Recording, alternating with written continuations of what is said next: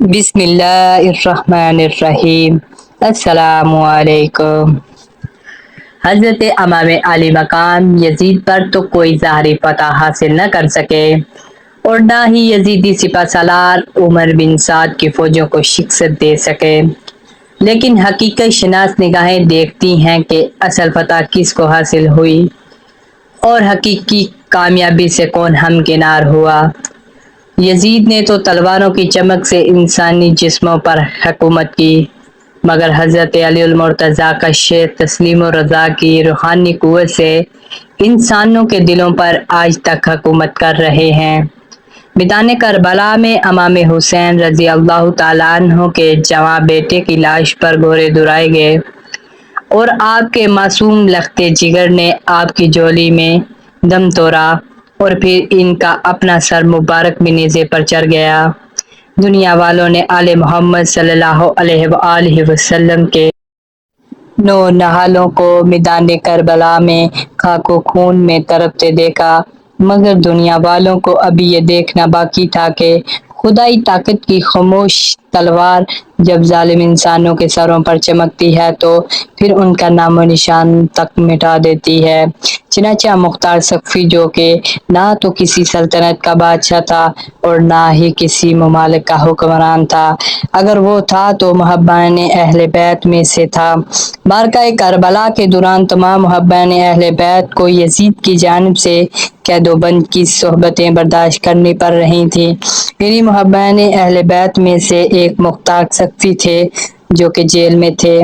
مختار سقفی نہایت ہی بے سر و سامانی کے عالم میں امام حسین کی حمایت میں اٹھے اور پھر قدرت نے ان کا ساتھ دیا، ایک معمولی سے انسان کو کوفہ حاکم بنا دیا۔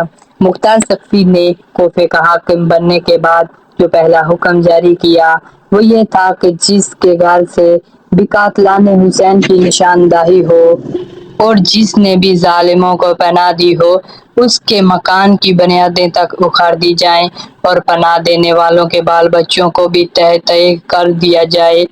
اللہ کی شان اور بے نیازی کا تماشا تو دیکھیے کہ آج سے کچھ زمانے پہلے اس کوفہ میں ابن زیاد نے یہ اعلان کروایا تھا کہ جس گھر سے حضرت مسلم اور ان کے بچوں کی اطلاع ملی اس گھر کو مسمار کر دیا جائے گا، اور آج اسی کوفہ میں مختار سقفی کا یہ اعلان ہوتا ہے کہ جس نے بھی قاتلان حسین کو پناہ دی اس کی گردنیں اڑا دی جائیں گی۔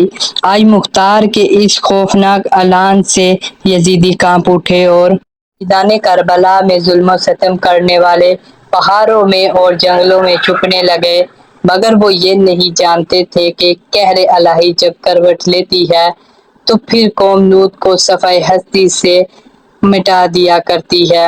مختار کی فوج نے ہر طرف تلاش شروع کر دی، پھر کسی کو تہ خانے سے اور کسی کو غار سے اور کسی کو جنگل سے پکڑ کر شام سے پہلے پہلے تمام قاتلان حسین کو مختار سقفی کے سامنے حاضر کیا گیا۔ سب سے پہلے یزیدی فوج کے سپہ سالار عمر بن سعد کی باری آئی۔ عمر بن سعد کو دیکھ کر مختار سقفی کی آنکھوں میں خون اتر آیا اور گرج کر بولے کہ اے دنیا کی ذلیل کتے، بتا کہ تجھے کون سی سزا دوں جس سے میری اور امت مسلمہ کے دلوں کی وہ آگ ٹھنڈی ہو جائے جو تیرے ناپاک ہاتھوں نے کربلا کے میدان میں لگائی تھی۔ عمر بن سعد نے ہاتھ جوڑ کر التجا کی کہ میں بے قصور ہوں، میں یزید اور ابن زیاد کے حکم کے آگے مجبور تھا، مجھ پر رحم کرو۔ مختار عمر بن سعد کی اس گفتگو سے اور بھی برق اٹھے اور کہا کہ میرے آقا حسین کتنے عظیم، بہادر اور نڈر تھے، جنہوں نے اپنی آنکھوں سے تمہارے ظلم کو دیکھا اور پھر بھی انہوں نے تمہارے آگے رحم کی درخواست نہیں کی۔ پھر آپ نے حکم دیا کہ اس کے بیٹے کو لایا جائے اور اس کے باپ کے سامنے اس کے بیٹے کی گردن تن سے جدا کر دی جائے تاکہ ظالم کو معلوم ہو جائے کہ اکبر کی لاش کو تڑپتا دیکھ کر امام حسین کے دل پر کیا گزری ہوگی۔ حکم کی تعمیل کی گئی اور عمر بن سعد کے بیٹے کی لاش اس کی آنکھوں کے سامنے تڑپنے لگے۔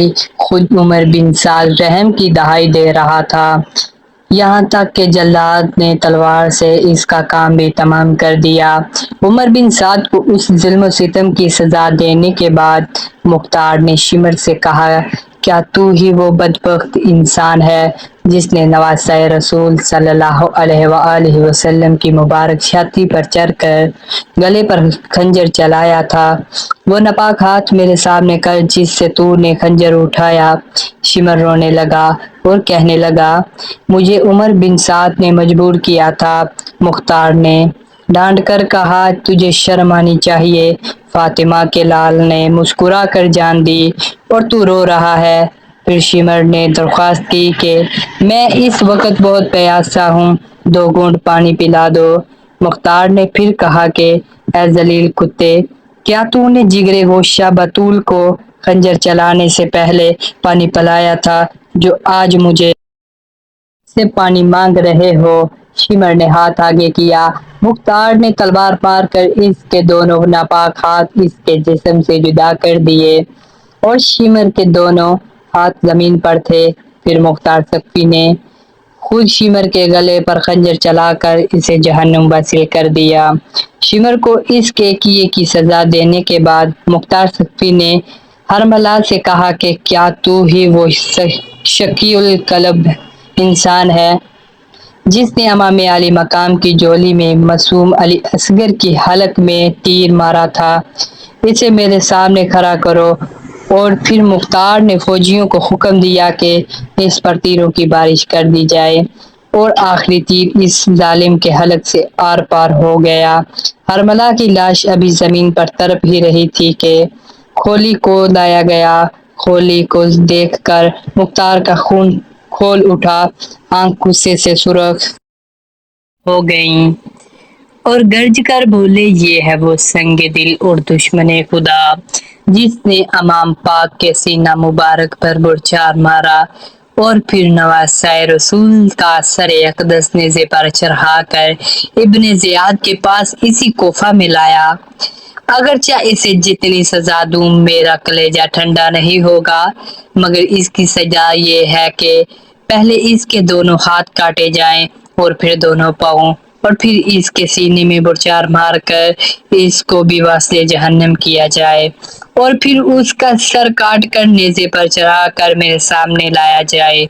ابن زیاد گلستان نے فاطمہ کی ہری بھری شاخوں کو کاٹ کر اور اس کے مہکتے ہوئے پھولوں کو توڑ کر پھر یزید سے موصل کی حکومت اس ظلم و ستم کے انعام میں حاصل کر کے ہر طرح سے بے خوف ہو کر بیٹھا ہوا تھا، مگر اس ظالم کو یہ معلوم نہ تھا کہ خدا کی لاٹھی بے آواز اور اس کا قہر خاموش ہے، اور اسے یہ بھی معلوم نہ تھا کہ مختار قہر الہی کی صورت میں نمودار ہو چکا ہے۔ اس کے اشاروں پر ناچنے والے عمر بن سعد اور خولی بن یزید اپنے ظلم کی سزا پا چکے ہیں۔ مختار سقفی نے ابراہیم بن مالک اشتر کو حکم دیا کہ بھاری فوج کے ساتھ ابن زیاد پر حملہ کر دیا جائے اور اس کو زندہ یا مردہ میرے سامنے پیش کیا جائے۔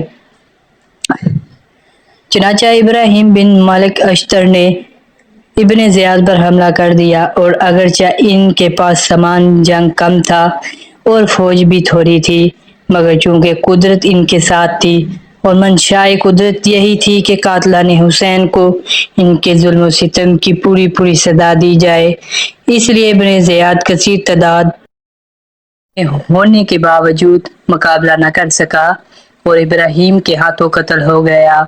پھر اس کا سر بھی نیزے پر چڑھا کر کوفہ میں مختار سقفی کے سامنے لایا گیا۔ یزید کے ان فوجی افسروں کو ختم کرنے کے بعد مختار نے حکم دیا کہ اب ہر وہ شخص جو کہ کربلا میں عمر بن سعد کے ساتھ تھا اس کو بھی قتل کر دیا جائے، اور نہر فرات پر قبضہ کرنے والوں، لاشوں پر گورے دھرانے والوں اور تیر چلانے والوں تک کا خاتمہ کر دیا جائے۔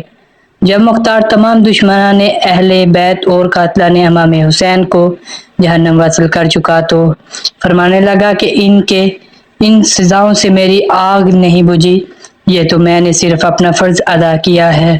اصل سزا تو ان کو میدان حشر میں ملے گی، میدان کربلا میں آل مصطفیٰ صلی اللہ علیہ وآلہ وسلم کو بھوکا پیاسا شہید کرنے کے بعد آخر یزید پر بھی وہ وقت آ ہی گیا جسے نہ تو کوئی بادشاہ بچ سکا اور نہ ہی کوئی فقیر، نہ ہی کوئی ولی اور نہ ہی کوئی پیغمبر، یعنی موت کا وقت۔ یزید کو معمولی سا بھی درد اس کے جسم کو جھنجھور کر رکھ دیتا، مگر چونکہ یہ درد ظلم کی سزا کے عوض تھی، اس لیے عذاب الہی بن گئی۔ یزید 3 دن اور 3 راتیں بستر مرگ پر تڑپتا رہا۔ پانی کا قطرہ منہ میں ڈالا جاتا تو وہ بھی تیر بن کر حلق میں اتر جاتا، روٹی کا ٹکڑا کھاتا تو تلوار بن کر پیٹ میں جاتا۔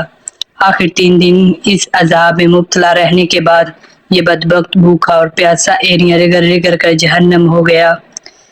مرنے سے پہلے یزید نے اپنے بیٹے معاویہ کو بلا کر امور سلطنت کے متعلق کچھ وصیتیں کرنی چاہی، مگر ابھی اس نے شروع ہی کیا تھا کہ معاویہ چلا اٹھے اور کہا کہ جس حکومت کی بنیاد اہل بیت کے خون سے رکھی گئی ہے، میں اس حکومت پر تھوکتا بھی نہیں۔